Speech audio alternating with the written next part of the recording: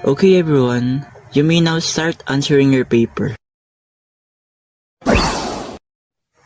Kaya ko to, may stock knowledge naman eh. Huh? Ano to? Mismo? A, oo. B, hindi. Grabe naman ka general to. A. Entrance exam.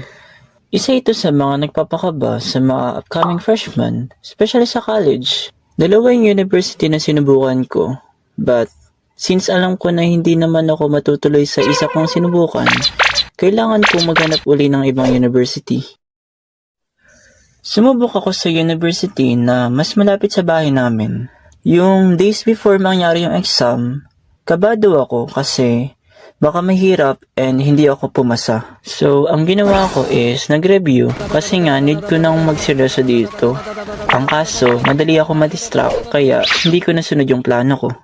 Although nakapag-review naman ako, kaso science nga lang. Biology, anatomy, earth science, and madami pa. Well, except sa physics and chemistry. Ayoko dun. Ewan ko ba sa math? Ang hirap niya lang kasi i-review. Kasi to be honest, may na talaga ako sa math. Pero wala, kinakaya ko pa rin naman. Dumating na yung araw na mag-exam na kami. And nasama ako sa first batch. That time, sobrang kabado ko. Kasi science lang na-review ko.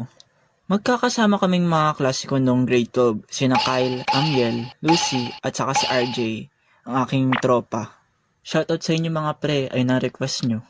Yung pagpasok ko sa room, siguro expected ko naman na tahimik yung lugar kasi di pa naman kami magkakakilala. Hindi ko na lang pinansin yung fact na yun and nag-focus na lang sa sinasabi ng proctor, which is mukha naman siya mabait pero medyo strict siya onte pero hindi siya sobrang strict. Hanggang sa magsalita na yung proctor namin doon na mag-start na daw. Ang kaso, unexpected kasi nag-expect ako na paghiwa-hiwalayin kami. Pero hindi. Kinip pa rin yung upuan namin, as in dikit-dikit kami. Binigyan na kami ng textbook isa-isa and maya-maya pinagsagot na kami. Yung akalain ko na sobrang hirap ng English as in sobrang deep kasi nung nag-review ako, nahirapan ako reviewin yung kasi may mga words na hindi ko alam. And hindi ko na-expect na ang dali pala ng part na yun. As in sobrang dali niya. Sobrang lifesaver ng English kaso nga lang, ang pagkakaalala ko, 10 items lang yung English so medyo hindi siya lifesaver pala. Tapos, once na paglipat ko sa math,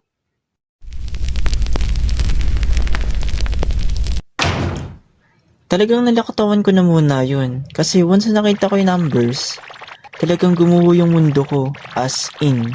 Kaya, inuna ko na muna yung science. Moderate naman yung difficulty ng science. May part na hindi ko alam and may part na alam ko. Nung natapos ko na yung science, math na lang yung natitira. Ang ginawa ko na lang dyan is, wala. Hinulaan ko na lang.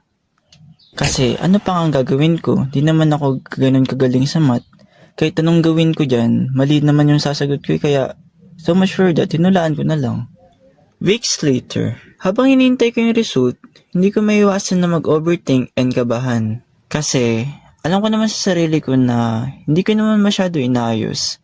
And especially sa math, kaya umaasa talaga ako sa science and English that time. Pabalik-balik ako sa page ng school to check kung may result na. Grabe yung tibok ng dibdib ko nun sa sobrang kaba. Ang plano ko nun, habang hinihintay ko yung resulta ng school na yun, ay magtitake ulit ako ng exam sa ibang school. Para alam mo na may reserba kung sakali. Kasi, if ever mang bumagsak ako sa lahat, mapipilitan talaga akong tumigil sa pag-aaral at magtrabaho na lang. Which is, ayoko. So please, ipasa niyo ako, please, please, please. And then,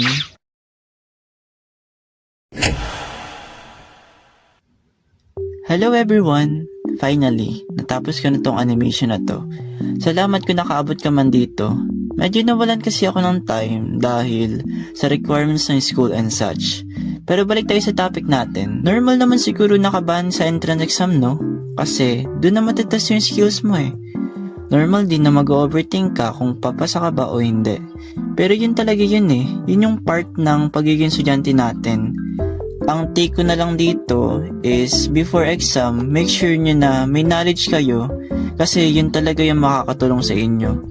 Aralin nyo yung mga general knowledge sa each subject. Then, after the exam, huwag kayo masyado pang hinaan. Ang mahalaga ay alam mo sa sarili mo na you did your best. Kasi keep on mind na simula pa lang yan. Yung totoong laban talaga is yung school year na mismo. Kung makasurvive ba kayo or what. Pero kaya yan. Keep in mind that you work so hard to get all through all this.